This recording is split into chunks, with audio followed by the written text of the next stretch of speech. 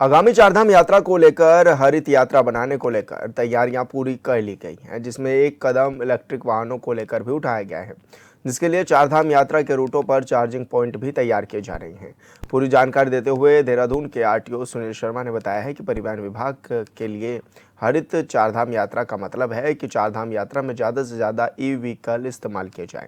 RTO ने आशंका जताई है कि चारधाम यात्रा में 20 से 30% ई वाहन आने की उम्मीद है। इसके अलावा सभी निजी वाहनों के लिए भी गाड़ी में डस्टबिन रखना अनिवार्य होगा, जिससे यात्रा के दौरान सफाई व्यवस्था भी बनी रहे। देखिए, हमारे सीएम साहब ने भी ये कहा है कि इस बार की यात्रा हम ग्रीन यात्रा बनाना चाहते हैं। ग्रीन यात्रा से अभिप्राय ये है कि यात्रा से कम प्रदूषण हो और कम से कम हमारे इंफ्रास्ट्रक्चर पर नुकसान हो। जहाँ तक परिवहन विभाग का सवाल है, हमारे लिए ग्रीन यात्रा का मतलब है कि ज़्यादा से ज़्यादा ई व्हीकल हमारे यहाँ पर आएँ और जो दूसरे व्हीकल आएँ उनसे गंदगी ना हो, उसके लिए डस्टबिन को प्रमोट करना। जहाँ तक ई व्हीकल का सवाल है, पिछली बार जो टूरिज्म का डाटा है वो उनका जो अनुमान है उसके अनुसार 1,30,000 प्राइवेट वाहन आए थे और उनके द्वारा पूरे चारधाम यात्रा पर चले, उससे जो भी हमारे इन्वायरमेंट पर प्रदूषण हुआ। इस बार हम लोग आशा करते हैं कि लगभग 20 से 30% ई व्हीकल आए, जो आम लोग लेकर आए।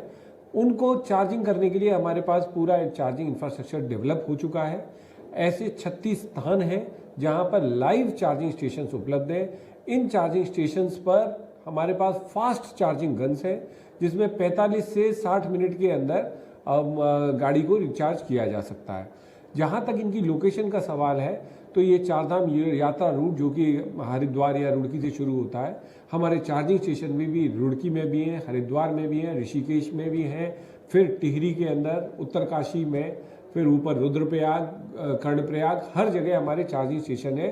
और वो ऐसे स्ट्रेटेजिकली लोकेटेड है कि हर 100 से 100 किलोमीटर तक एक चार्जिंग स्टेशन मिलेगा।